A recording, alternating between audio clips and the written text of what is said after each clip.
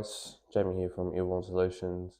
Just want to talk today a little bit about the version 5 app, and we'll just cover a few basic things that might apply to you guys out there who operate these things.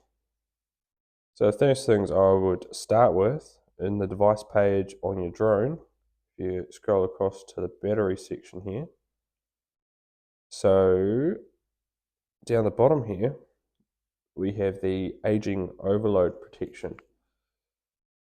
So this is pretty self-explanatory, but so what's going to happen is as your batteries age, this function is going to be able to protect them for a bit longer and make sure that the health of your batteries is prioritized.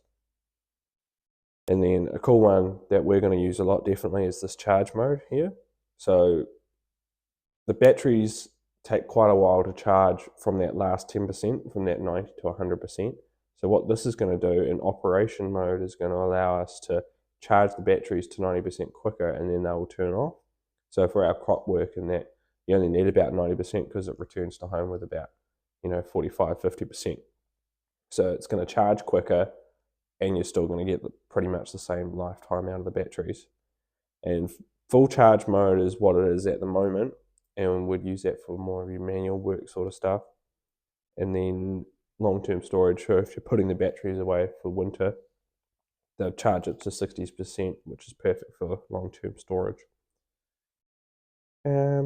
More things, I suppose, about the app here. So your spraying system, all this stuff's come to the top now. You just charge and your manual and your calibration. In your sensor systems here, you've got smart communication now for your FPV, so your camera at the front there. So smart communication is pretty much if you've got a SIM card in the drone itself, you're going to be able to get a clearer picture from the camera, and also when your Arc 3 isn't connected to it properly, it will take over to a 4G signal and then connect straightly to the phone. And you got your auto light now too, so you can turn that will come on in poor light conditions. Alright, so you can see it's like a pretty new layout as before. So you got your operational mapping down here. Mapping is quite cool with this little pointer in the middle here. Makes it nice and easy.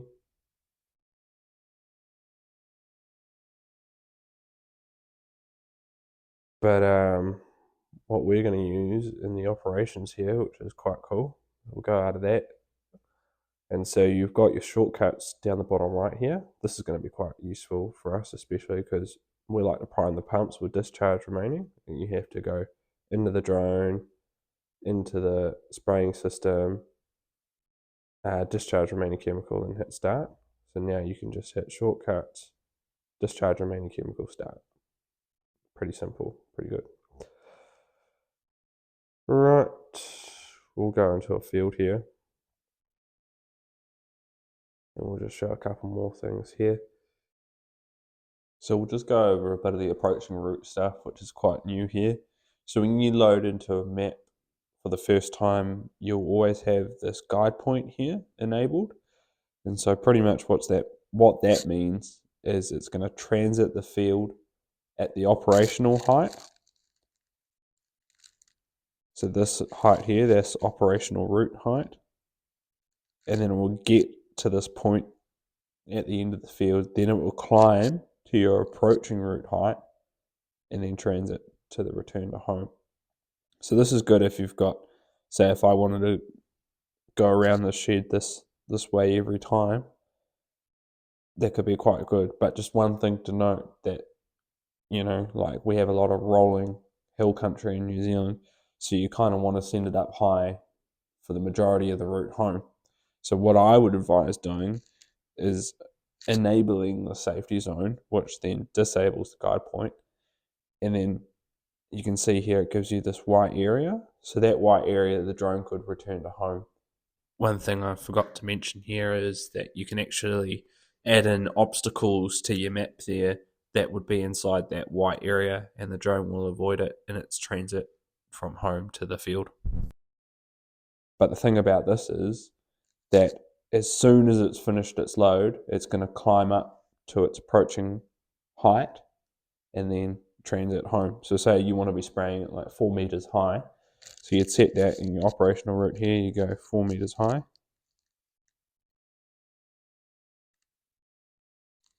Like so. But then, say you're doing rolling hill country or something like that, so you want then your approaching route to be about 15 meters high, but you want it to blast home at about 13.8 meters a second to maximize your time. So that would be possible with enabling the safety zone, which disables the guide point. It's a bit of a tricky one for you. But if you were to turn that off, what would happen is you would transit all that rolling country at that 4.5 meters, and then once it gets to this point here, it would climb up to that 15 meters that we sit there, 15.7, and then transit back there to the return to home point. So that's just a feature that can catch some people out. And then, as well as that, you have your return to home safe route, which there, so I'll enable. So you get 2 points now to tell you which way to return to home. So I've got one here. I got the purple line here. So, say I wanted it to go, I could go either way around the shed pretty much. So I'll set one there and then one like so. So pretty much wherever it finishes its run, if it's close to the yellow line, if it's close to the purple line, it's going to pick the shortest route home out of those two. Probably not a feature we'd use very often here, but for some of you guys, it could be quite helpful. And yeah, everything else is pretty much for muchness. Everything. It's good to have everything on this one page though, so pretty much if you fill out all these details, you're pretty sweet. It's just your extra things like a boundary run here, which are in your advanced, your 3D route operation for you guys using the M500 for mapping. But yeah, guys, those are just some features that we're probably using more and more in the app. If you've got any questions about the app and want to know more, just let us know. Get in contact at airbornesolutions.co.nz or give us an email at info@airbornesolutions. Radio, guys, have a good one.